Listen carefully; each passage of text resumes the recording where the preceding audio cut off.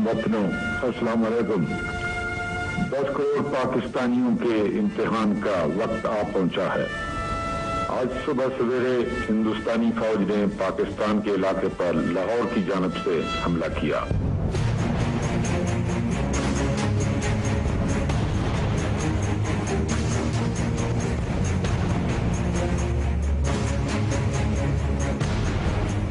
अस्सलाम वालेकुम, आप देख रहे हैं दोपहर की खबर और मैं हूं आयशा एहतशाम। आज आपके लिए लाए हैं यौम दिफा के हवाले से खुसूसी प्रोग्राम। 6 सितंबर 1965 का दिन किसको याद नहीं, जब दुश्मन ने अपने नापाक आज़ाइन लिए इस पाक धरती पर धावा बोल दिया। दुश्मन समझ रहा था कि पाक सरहदों के मुहाफिज ख्वाबी गफलत में होंगे, लेकिन जब वार किया तो मुंह की खाना पड़ी। जी हाँ, यौम दिफा पाकिस्तान एक तारीख साज दिन है जब कौम ने खुद को नाकाबिले तस्खीर साबित कर दिया। पूरी कौम अपनी अफवाज की शाना बशाना कौमी यकजहती की एक मिसाल बनकर खड़े थे। बरी, बहरी और हवाई तीनों मैदानों में अफवाज पाकिस्तान ने भारत को चारों शाने चित कर दिया। पाक फिजाइया ने सन 65 की जंग में वो कर दिखाया जो किसी ने सोचा भी नहीं था। अपने से 5 गुना बड़ी फिजाई कुव्वत पर मुकम्मल बर्तरी हासिल की। 19 तैयारों के मुकाबले में दुश्मन के 104 तैयारे तबाह किए। न सिर्फ ये बल्कि पठानकोट और हलवाड़ा जैसे अहम फिजाई अड्डे भी तबाह किए।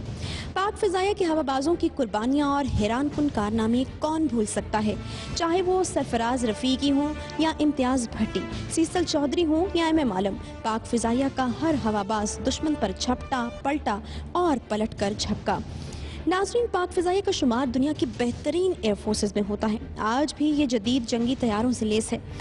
एक सबसे मुनफरिद एजाज़ की बात यह है कि दुनिया की वाहिद फ़िज़ाई क़ुव्वत है जो जहाज़ भी खुद बनाती है और दूसरे ममालिक को कमर्शियल तौर पर बेचकर ज़र मुबादला भी कमाती है।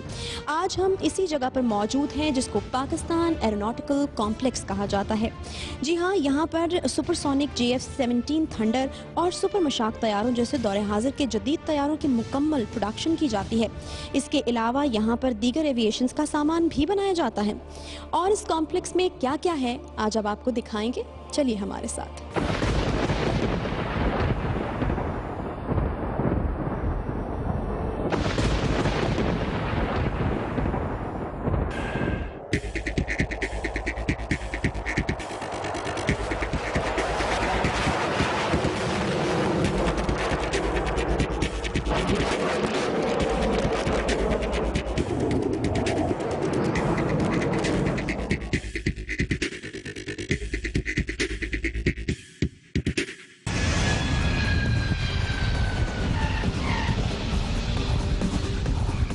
हाँ जी, और फाइनली इस वक्त हम मौजूद हैं JF-17 थंडर अपराइड आर प्रोडक्ट उसके मैन्युफैक्चरिंग प्लांट में इस वक्त।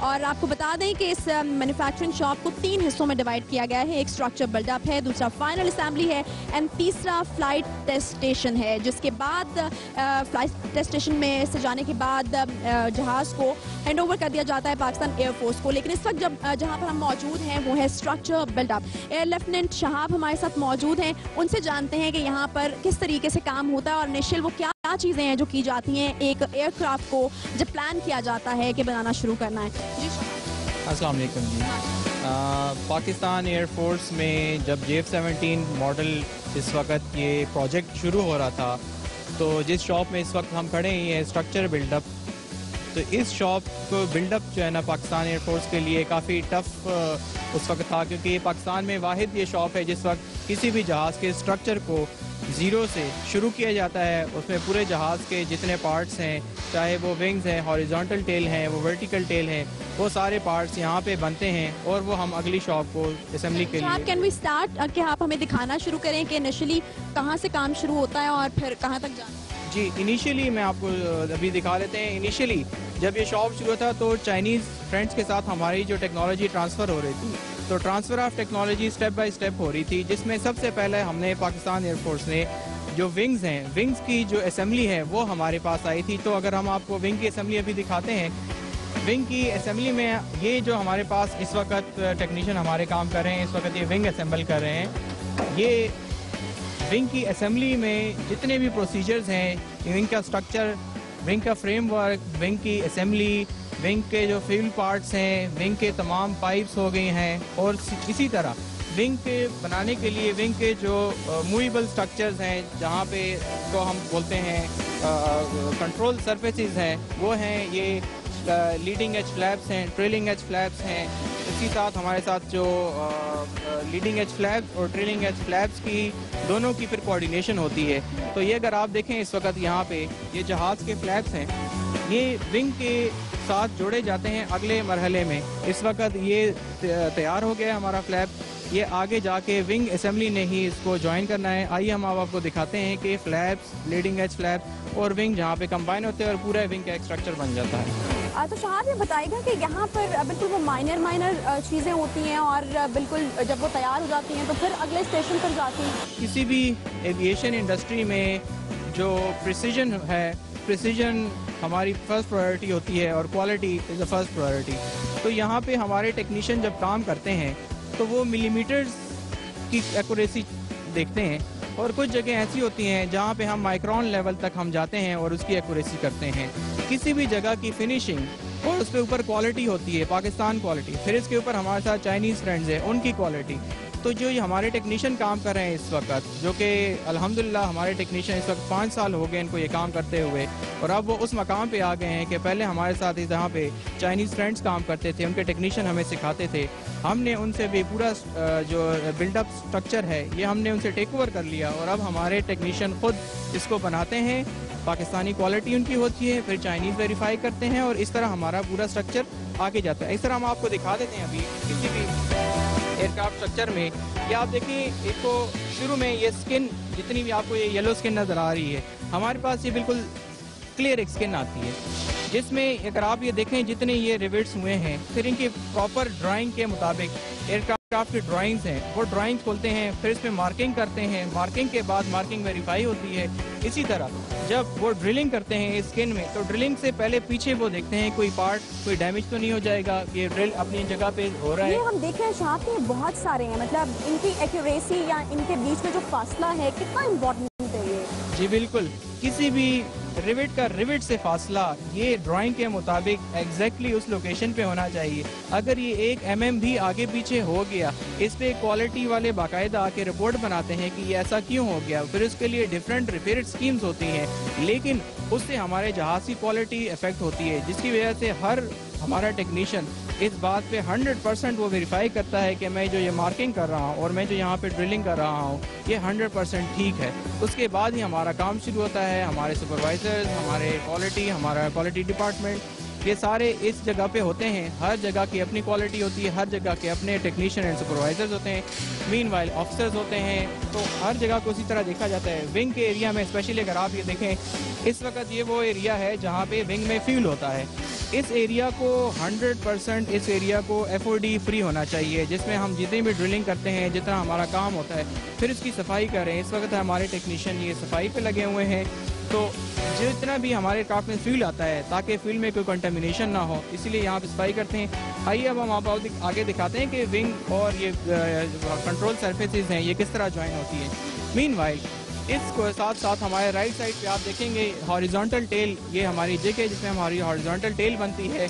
हॉरिजॉन्टल टेल भी यहाँ पे बन के फिर आगे हम फाइनल असेंबली को देते हैं। इसी तरह सेम तरीके से जिस तरह विंग बनाते हैं हमारे टेक्नीशियन, जो वर्टिकल टेल हॉरिजॉन्टल टेल पे मार्किंग करते हैं, इसी तरह स्टेप बाय स्टेप एक एक छोटा से छोटा पार्ट उसको पहले मार्क करते हैं, इसको ज्वाइन करते हैं, फिर वेरीफाई करते हैं। इसी तरह ये बिल्डअप प्रोसीजर हमारा यहाँ से। बड़ी माइनर सी डिटेल्स हमें इस वक्त नजर आ रही हैं कि जिन पे आपको काम करना पड़ता है। यूजुअली अगर देखा जाए तो कहते हैं फ्लाइंग बहुत फोकस्ड रह के करने वाला काम है, बहुत रिस्पॉन्सिबिलिटी के साथ करने वाला काम है, लेकिन यहाँ पे तो लग रहा है कि ये जो एयरक्राफ्ट बनाने का काम है और यहाँ पे जो एयर लेफ्टिनेंट मौजूद होते हैं उनके लिए तो उतनी रिस्पॉन्सिबिलिटी का और उतने ही फोकस्ड होकर।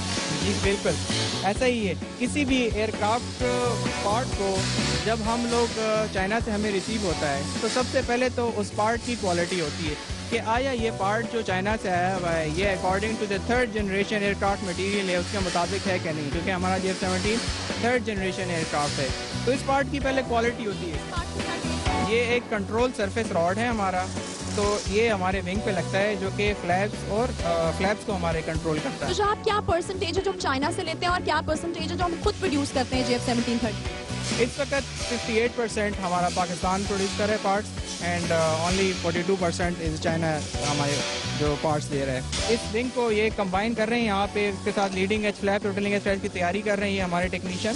छोटे से छोटे पार्ट को ये लोग वेरीफाई करते हैं, इसके बेयरिंग्स हो गए हैं, इसकी लॉकिंग हो गई है, इसकी वॉशर्स हो गए हैं, इसकी जितनी फिनिशिंग हो गई है, जहाँ पे ये कोड्स लिखे हुए हैं इसके एक एक कोड, एक एक पार्ट नंबर वेरीफाई किया जाता है कि ये ड्राइंग के मुताबिक अपने एरिया पे लग रहा है कि नहीं लग रहा। शहाब, एक और चीज़ मुझे आपसे पूछनी थी कि जो फ्लाइंग करते हैं आपके पायलट्स, हमने सुना कि वो भी यहाँ पर आकर कुछ देखते हैं कि काम किस तरीके से हो रहा है, क्योंकि ऑब्वियसली फ्लाई तो उन्होंने ही करना होता है और उनको पहले से कुछ इन्फॉर्मेशन होनी चाहिए। तो वो लोग आते हैं क्या, देखते हैं किस तरीके से काम हो रहा है और उनको पता होता है कि जहाज़ में कैसे काम? जी बिल्कुल, हमारे जो पायलट्स हैं वो सिर्फ पायलट्स नहीं है, दे आर टेस्ट पायलट्स। तो वो उनको हर चीज़ के बारे में पता होता है कि कौन सा एयरक्राफ्ट का स्ट्रक्चर बनता है, उसमें जब उनको फ्लाइंग पैरामीटर्स में प्रॉब्लम आती हैं वो आके वेरीफाई करते हैं कि चीज़ यहाँ बन रही है, तो वो क्लैरिटी ले लेते हैं। उसके बाद हम उनको बिल्डअप प्रोसीजर दिखा देते हैं, वो बिल्डअप प्रोसीजर देख लेते हैं। विंग की माइनर डिटेल्स से लेकर हमने आपको एक असेंबल्ड विंग तो दिखाया है, लेकिन अभी हम फ्यूजलाज के पास पहुंच चुके हैं। शहाब साहब ने कोई टेक्निकल वर्ड यूज़ किया है तो उनसे पूछते हैं कि आखिर ये है क्या। जी शहाब। जी बिल्कुल, इस वक्त आप हमारे पीछे जो असेंबली देख रहे हैं ये हमारे एयरक्राफ्ट का है, फ्रंट फ्यूजलाज बोलते हैं। और ये हमारी खुशकिस्मती और अचीवमेंट, ये पाकिस्तान एयरफोर्स में ये वो जो फ्रंट फ्यूजलाज है ट्रांसफ़र ऑफ टेक्नोलॉजी के बाद लेके now this is 100% made in Pakistan. इसके तमाम पार्ट्स जो हमारे शॉप्स में बन रहे हैं और इसकी तमाम असेंबली जो हमारे टेक्नीशियन यहाँ पे कर रहे हैं without any help of Chinese workers. So इस वक्त आप पीछे देख रहे हैं आखिरी मराहिल में ये हमारा फ्रंट फ्यूजलाज, हमारे टेक्नीशियन दिन रात 24 घंटे की मेहनत के साथ हमारे। फ्यूजलाज है क्या फ्यूजलाज? ये फ्रंट फ्यूजलाज है, मुकम्मल जहाज़ के एक सेंटर यूनिट को हम फ्यूजलाज बोलते हैं, जिसको JF-17 यहाँ पे 3 हिस्सों में है। जो फ्रंट फ्यूजलाज पाकिस्तान में है वो फ्रंट फ्यूजलाज यहाँ पे बन रहा है। जब ये फ्रंट फ्यूजलाज मुकम्मल हो जाता है तो उसके बाद हम इसको मिडल और रियर फ्यूजलाज के साथ ज्वाइन करते हैं। तो वो जो ज्वाइनिंग होती है अभी हम आपको वो दिखा देते हैं जिसमें कंप्लीट ज्वाइनिंग होती है। अभी हमने फ्रंट फ्यूजलाज देखा है, कंप्लीट फ्यूजलाज मुझे यहाँ पर लग रहा है कि उसकी असेंबलिंग हो रही है, उसके बारे में कुछ बताएगा कौन कौन से पार्ट? जी बिल्कुल, आइए अभी हम आपको कंप्लीट फ्यूजलाज दिखाते हैं जहाँ पे फ्रंट, मिडल और रियर फ्यूजलाज हम ज्वाइन करते हैं। ये सबसे बड़ी जिग है JF-17 की, जहाँ पे हम अभी एयरक्राफ्ट फ्यूजलाज ज्वाइनिंग कर रहे हैं। इस वक्त आप देख सकते हैं कि टेक्नीशियन फ्रंट और मिडल फ्रंट फ्यूजलाज वो है जिसमें हमारा कॉकपिट होता है और मिडल फ्यूजलाज वो है एयरक्राफ्ट में फील्ड होता है, और रियर फ्यूजलाज जहाँ पे कंट्रोल सरफेस, वर्टिकल टेल वगैरह होती हैं। इसको हम इस जिग पर ज्वाइन करते हैं। इस जिग में हम स्पेशली एयरक्राफ्ट की जो इनटेक है वो इनटेक बनाते हैं और मीनवाइल हम मिडल और रियर की ज्वाइनिंग करते हैं। साथ ही साथ हम इन ज्वाइनिंग के बाद हम आपको अभी दिखाते हैं कि एयरक्राफ्ट की जो विंग जिस पॉइंट पे अटैच होता है उस पॉइंट की हम स्पेशल, जिसको हम प्रिसीजन मशीनिंग बोलते हैं, उस प्रिसीजन मशीनिंग को माइक्रोन लेवल तक हमने एक्यूरेट रखना है, जिसमें 0.001 mm भी अगर हमसे गलती हो जाए तो उसकी गलती बिल्कुल गुंजाइश नहीं है, क्योंकि एयरक्राफ्ट का विंग जब फ्यूजलाज के साथ ज्वाइन होता है तो सबसे ज़्यादा हमारे जो लोड्स हैं वो विंग के इन जॉइंट्स पे आते हैं। तो ये जॉइंट्स आप देख सकते हैं कि जिन पे पिनें अभी लगी हुई हैं, इनकी हम स्पेशली फिर प्रिसीजन मशीनिंग करते हैं और इनको एक्यूरेट होल्स करके, ताकि जहाज़ के साथ जब विंग लग जाए तो उसमें कोई प्ले ना हो, ताकि कोई फटीग स्ट्रेस वहाँ पर। इस शॉप का ये फाइनल पॉइंट है? जी नहीं, अभी हम आपको दिखाएंगे कि अभी फ्यूजलाज जब यहाँ से बन जाता है तो आगे हमारा इसी फ्यूजलाज के मरहले में कैनोपी और विंडशील्ड जो कॉकपिट के ऊपर लगती हैं वो हमारा अमल शुरू हो जाता है, और वो अमल जब पूरा हो जाता है उसके बाद हम ये फ्यूजलाज हैंड ओवर करते हैं फाइनल असेंबली उस स्टेप पे जा सकते हैं। जी बिल्कुल।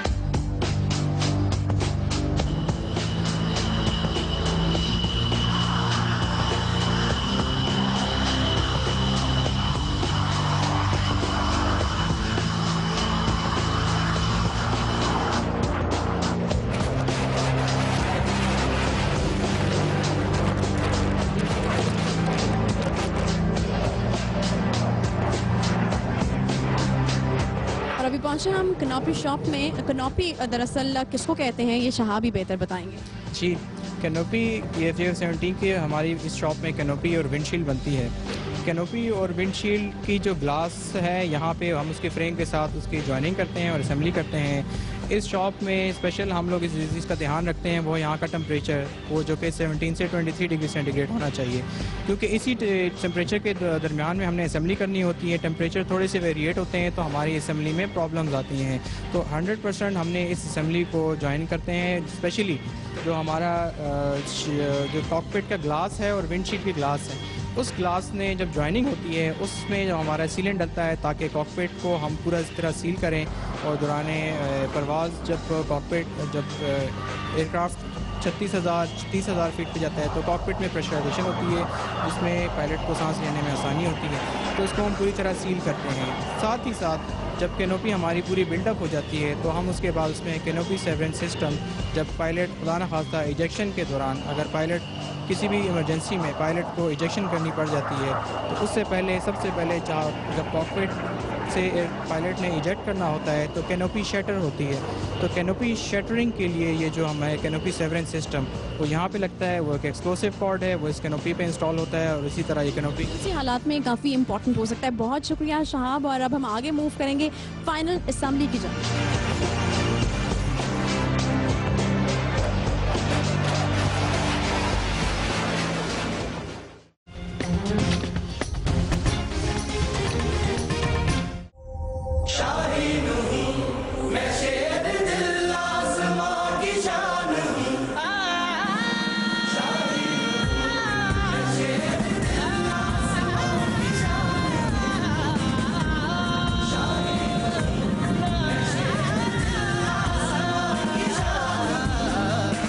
इस वक्त हम आ गए हैं फाइनल असेंबली शॉप में और हमारे साथ मौजूद हैं एयर लेफ्टिनेंट फरहान जो कि डिप्टी चीफ इंजीनियर हैं मेंटेनेंस डिपार्टमेंट के।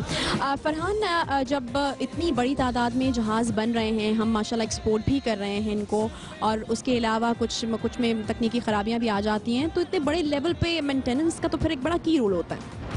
Exactly. I'm in charge of maintenance and installation department. We have more than 1400 equipment and machines, जिसमें बहुत से specialized testers हैं, conventional machining centers हैं, इसके अलावा CNC machining centers हैं, and there are diverse kind of machinery जो इसमें involve है। अब हम डे नाइट प्रोडक्शन कर रहे हैं तो डेफिनेटली इसमें मशीन जब प्रोडक्शन बढ़ेगी, मशीन रन टाइम बढ़ेगा तो उतनी ज़्यादा मशीनें ख़राब भी होंगी।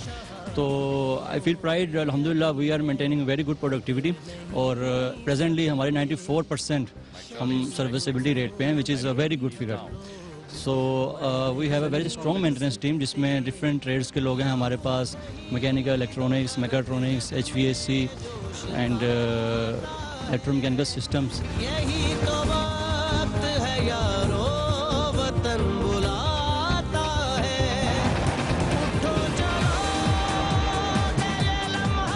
फाइनल असेंबली सेक्शन में हम मौजूद और हमारे साथ एयर लेफ्टिनेंट उस्मान मौजूद हैं जो कि मैनेजर हैं यहाँ पर और फाइनल असेंबली को देखते हैं। उस्मान, ये बताएगा कि यहाँ पर फिर फाइनली क्या चीज़ें होती हैं? जब एयरक्राफ्ट आता है हमारे पास स्ट्रक्चर पार्ट्स में, हम उसके ऊपर system installation plus system testing करते हैं कि काफ़ी लेंथी प्रोसीजर है। एवियोनिक्स, वेपन, सब की इंस्टॉलेशन और टेस्टिंग यहाँ पे की जाती है। ईच एंड एवरीथिंग यहाँ पर हो जाता है या कुछ काम अगले स्टेप के लिए भी बचाया जाता है? नहीं, तो हर स्टेप के अपने अपने काम है। जो फाइनल असेंबली के काम है वो यहाँ पे हो जाते हैं, जो नेक्स्ट सेक्शन के काम है फिर वहाँ पे जाके होते हैं। टेस्टिंग है ना, तो उससे पहले यानी आप ईच एंड एवरीथिंग कर देते हैं? हाँ, उससे पहले ईच एंड एवरीथिंग की चेकिंग हम यहाँ पे करके भेजते हैं।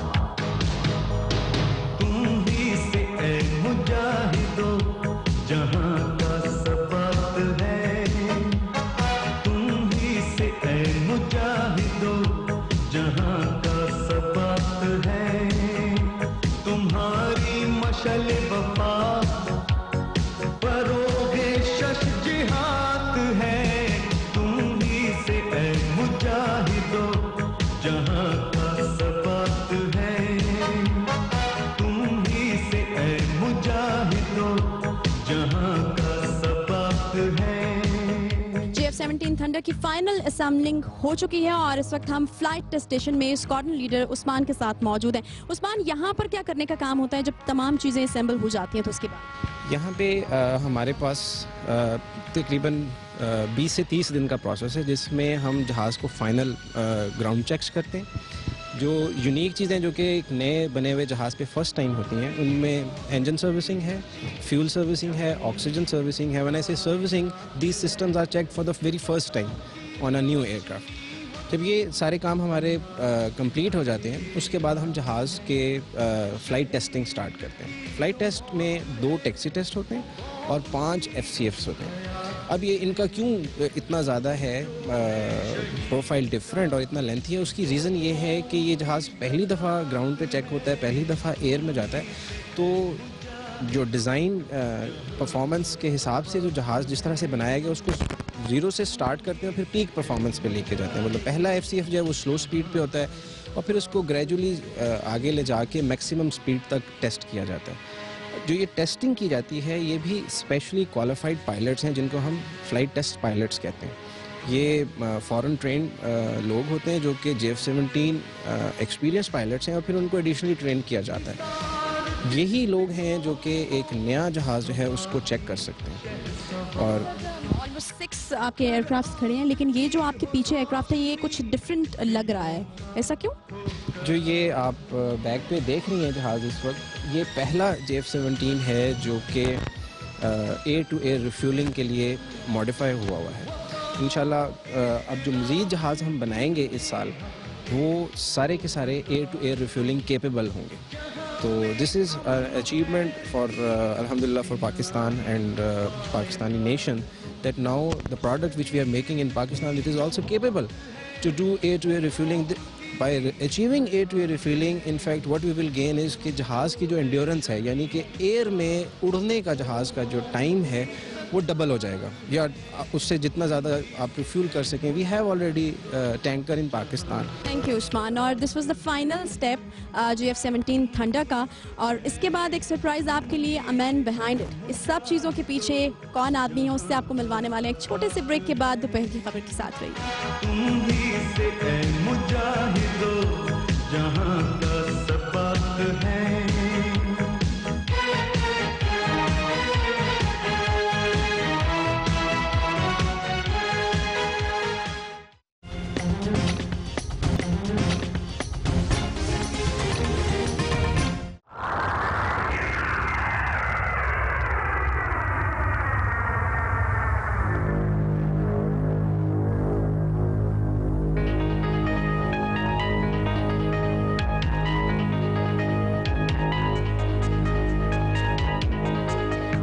बैक दोपहर की खबर में एक बार फिर से आपके साथ हम मौजूद हैं, और इस वक्त हमारे साथ हैं मार्शल अरशद मलिक साहब, चेयरमैन हैं पाकिस्तान एरोनॉटिक कॉम्प्लेक्स के। अरशद साहब, सबसे पहले तो बहुत शुक्रिया अदा करूंगी आपका कि इतने मसरूफ़ स्केड्यूल में से आपने हमारे लिए वक्त निकाला, और सीरियसली इट्स एन ऑनर इस वक्त मैं आपके साथ मौजूद हूँ। सबसे पहले तो मैं आपसे यही जानना चाहूँगी कि ये बात जब मेरे इल्म में आई कि हम वो वाहिद एयरफोर्स हैं जो अपने जहाज़ खुद प्रोड्यूस करती है, तो ये बड़े ऑनर की बात है। बिल्कुल, थैंक यू वेरी मच। सबसे पहले आपका शुक्रिया कि आपने हमें ये मौका दिया कौम को बता सकें कि पाकिस्तान एरोनॉटिकल कॉम्प्लेक्स की क्या एबिलिटीज़ हैं।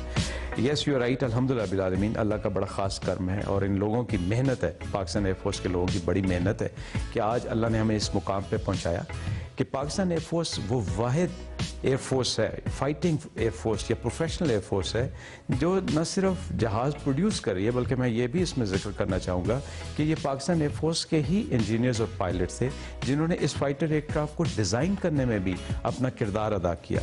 और ये वो फाइटर एयरक्राफ्ट है जो कि हमारी ऑपरेशनल रिक्वायरमेंट को मद्देनज़र रखते हुए और फ्यूचर का विजन जो हमारी लीडरशिप का था उसको मद्देनज़र रखते हुए डिज़ाइन किया गया।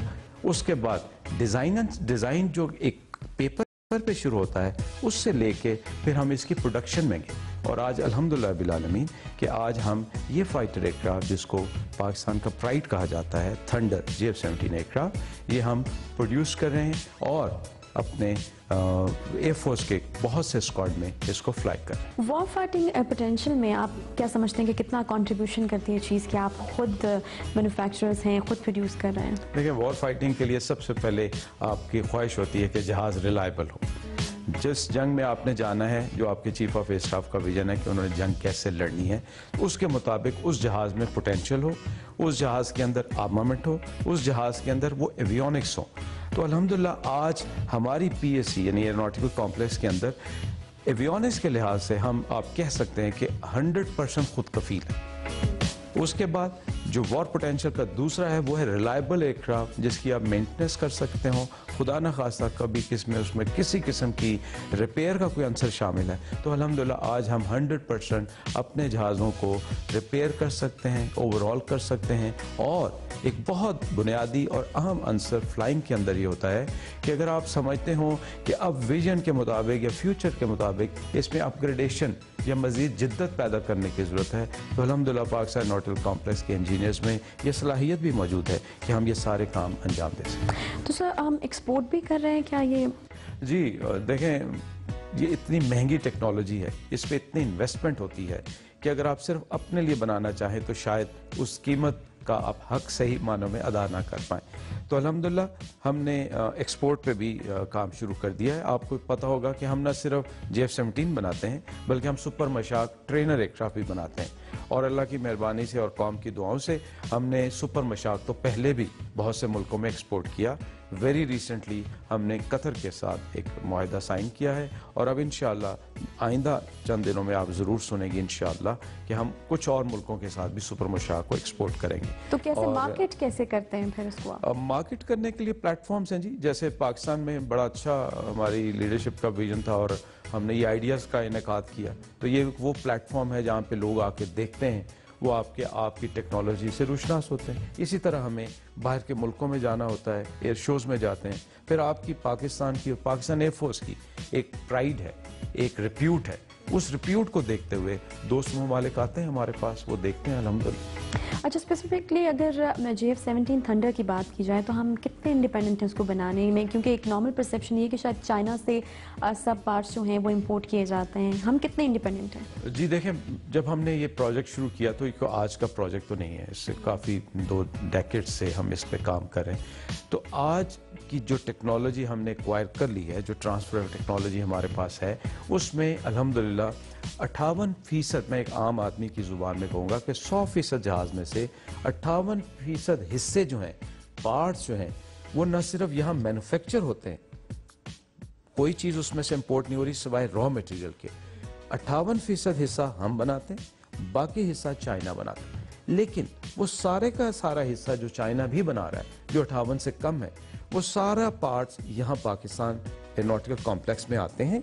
उनको हम असेंबल करके एक जहाज़ की शेप में लेके और उसको टेस्ट फ्लाइट करके, इसका मतलब है कि ये जो परसेप्शन है कि सारे पार्ट्स वहाँ से चाइना से आ रहे हैं, ये बिल्कुल गलत है। अच्छा, यानी हम काफ़ी हद तक इंडिपेंडेंट 58% मैंने बताया। आई मस्ट से कि JF-17 थंडर जो है वो एक बड़ा ग्लैमरस किस्म का प्लेन है और वाकई अगर कहीं पे होता है तो शायद सारा शो ही स्टील कर लेता है।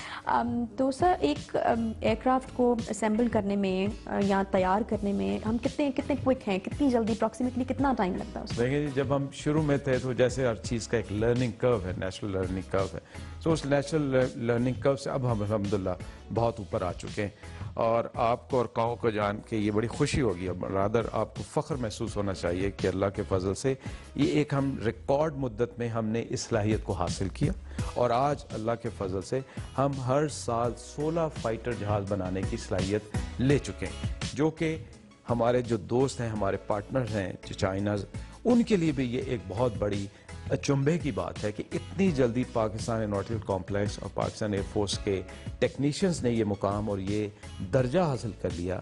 16 जहाज़ बनाना कोई आसान काम नहीं, इसके लिए दिन रात की मेहनत, लोगों की अनथक काविशें हैं, जिसके बाद अल्लाह ने हमें इस मुकाम पे पहुंचाया है। और ये भी बताना चाहूँगा कि ये तो एक जहाज़ है, इसके अलावा हम सुपर मशाक भी बना रहे हैं और उसके अलावा पूरी एयरफोर्स की मेंटेनेंस और रिपेयर, जो मेजर रिपेयर है, वो भी हम इसी फैक्ट्री में अल्हम्दुलिल्लाह कर रहे हैं। अल्हम्दुलिल्लाह।